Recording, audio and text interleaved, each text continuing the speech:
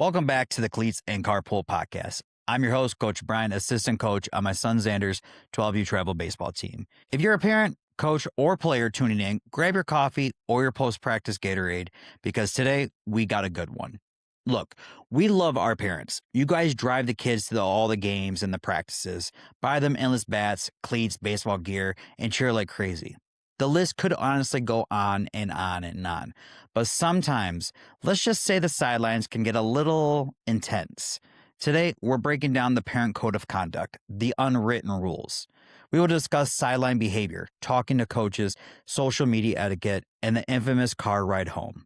We'll throw in some wisdom from college and pro level culture builders, a sprinkle of real studies without getting too nerdy, and yeah, a little sarcasm because that's how we roll around here. If you're a parent listening, I want you to know that this isn't a lecture. It's a, hey, here's what makes the whole experience better for your kid. And honestly, for everyone else's kid as well. Coaches and players, stick around. You'll hear some stuff you can share at the next team meeting. Well, let's dive into the episode.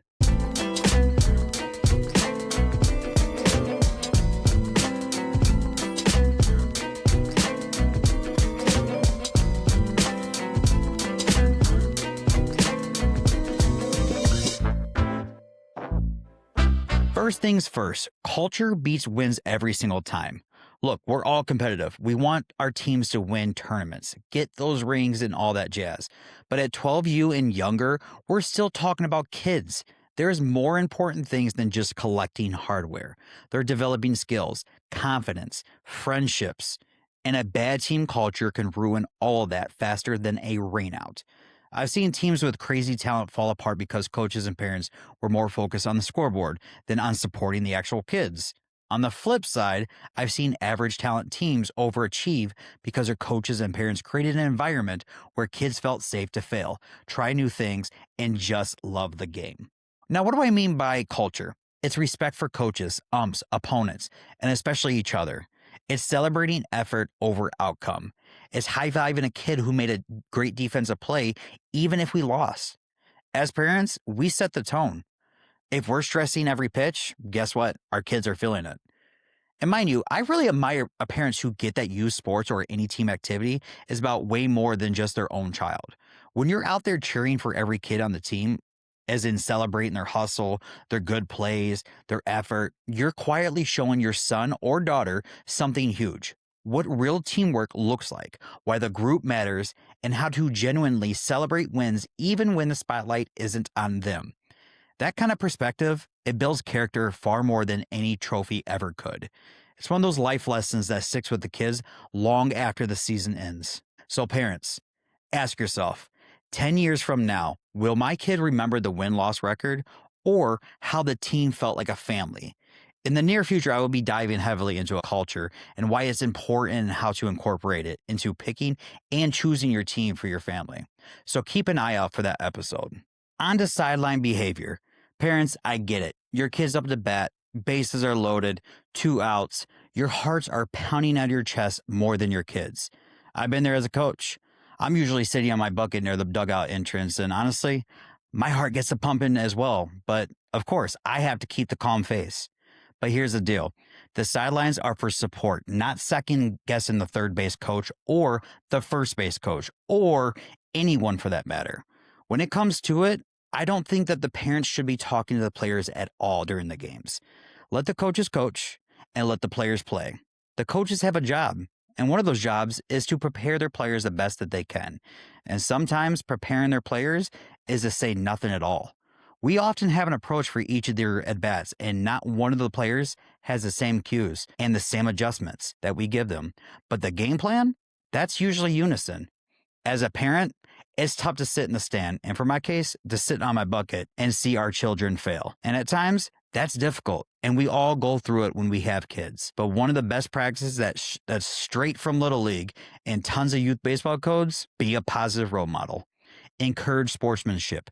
Praise effort over results. Say great hustle or way to battle instead of, come on, swing harder, or worse, yell instructions like bunt, no, swing away.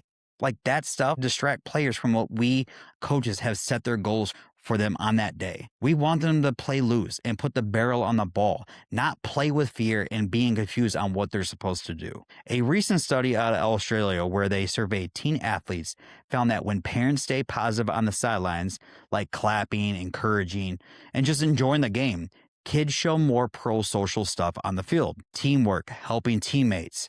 But when parents get critical or yell at refs, kids mirror that with more antisocial plays. Monkey see, monkey do, right? If you're doing more signaling than the actual coaches, maybe it's time to trade that lawn chair for a quiet spot in the outfield bleachers. The ump's job is hard enough without 15 armchair umps behind the backstop. For coaches, set expectations early at a preseason parent meeting. You could say, we love the support, but let us coach. You cheer. For players, if mom or dad's play-by-play is stressing you out, pull them aside later and say, hey, your cheers are awesome, but the commentary is making me tight at the plate. College guys like the Michigan baseball staff talk about creating a fear-free environment. Rowdy or negative sidelines, that kills relaxation and focus. Keep it positive. Trust me, it helps the whole team. Now, let's talking to coaches. Now, I recommend never, and I repeat, never approach a coach right after a tough loss or during a game to discuss playing time or strategy. This happens more often than it should, and this unfortunately happened last season to us for the first time. Emotions are high on both sides. It's like walking up to a bear mid-hibernation with a stick. Don't do it. When it comes to timing and tone, those two things matter a lot. Rule of thumb, the golden 24-hour rule. Cool off. Emotions are high post-game. If you have a concern, playing time, position, whatever, email or ask a coach for a quick chat away from the field. Keep it about how can we help Johnny get better, not why isn't he starting or why did he sit for 2 straight innings. Instead, parents, you can say something like, hey, coach, I'd love to chat about how Johnny can improve and earn more opportunities. When's a good time? Then focus on development. What skills should he work on? Not why didn't he play shortstop today? Respectful conversations go a long way that are calm and met with reasoning. And parents, encourage your kid to talk to the coaches themselves when possible. Have them ask questions on what they can do to earn more time or help their skills get better. It builds confidence and communication skills that they'll need forever. Us coaches are always looking to give ideas out to players on what they can do to get better or what to improve while they are at home or away from training or practice. But ultimately, it's up to the player to put in the work and grind to make his playtime and skill undeniable. College coaches I've listened to and read about say they evaluate parents too. They want kids can handle things themselves and parents who support the program without trying to run it. Over-involved or confrontational parents is a big red flag for recruitment down the line. Best practice, be an ally. When it comes to coaches, we aren't perfect. We're human, but undermining them in front of the team hurts everyone. And coaches, listen. Parents are on your side when you communicate your vision clearly. Now, social media etiquette. Social media can build communities or start World War III in the comments. Rules of the road, keep it positive. Share team highlights, fun moments, shout outs to everyone, not just your kid. No criticizing players, coaches, umps, or the other teams. Ever seen a parent live posting ump was blind on the call? Yeah, delete that draft. Team first vibes win championships. Social feuds erodes trust real fast. Parents, use your post to reinforce the culture. Proud of how these boys battled as a team today. Feels good, right? Celebrate team wins humbly. Share fun moments, tag the team account, but venting about coaches, umps, or other parents online, it's a huge no. Those posts live forever, even if you think you deleted it. Someone could have screenshotted it, and that can ultimately hurt your kids in the long run. If your post starts with, the coach clearly doesn't know what he's doing, maybe you should log off and eat some sunflower seeds instead. Also, protect privacy. Ask permission before posting other kids' photos. And teach your players the same rules. Start good habits early. And players, if you have any drive to play at the higher level, you ought to know that college coaches look at social media. It's just another tool or way for them to evaluate your character. Keep it clean. That highlight reel is great, but that rant about playing time, not so much. Here's a quick tip. Use social media to build a community. Share practice tips. Funny memes, hype videos, make it positive fuel. Now, this might be my favorite and most important topic: the car ride home. Parents, this is a sacred ground. This is the make or break moment. Kid just struck out looking or made an error. They're replaying it in their head. The last thing they need is, "What were you thinking on that pitch?" or "Why didn't you hustle?" After a game, your kid is emotionally raw. They don't need a play by play critique the second they buckle up or even when they just walked off the field. The golden rule: make the ride home a safe space. Advice from experts and tons of sports parenting books that I've come across says the same thing. Let the kid lead. Ask open-ended stuff like, "What was fun out there today?" Or just play their favorite playlist and let them decompress. If they want to talk, great. Focus on effort. "I love seeing you battle back after that walk." Not you interrogating or talking about the errors. Save coaching for practice. As they get older, they will naturally want to talk about their mistakes. Let them bring it up. Otherwise, turn on music, grab some ice cream, go grab a Costco pizza. I don't know. Talk about anything else.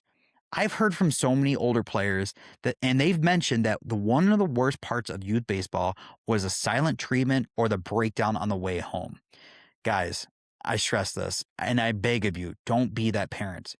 As a dad, I've even caught myself doing this as well. Zan wears his heart on his sleeve after every single game. He's always in his own head whether the team had won or if they had lost. And even so, if he had a great day at the plate or not. Sometimes it's a handful, but deep down, I know it's his way of processing his emotions and what he can do better the next time he gets on the field.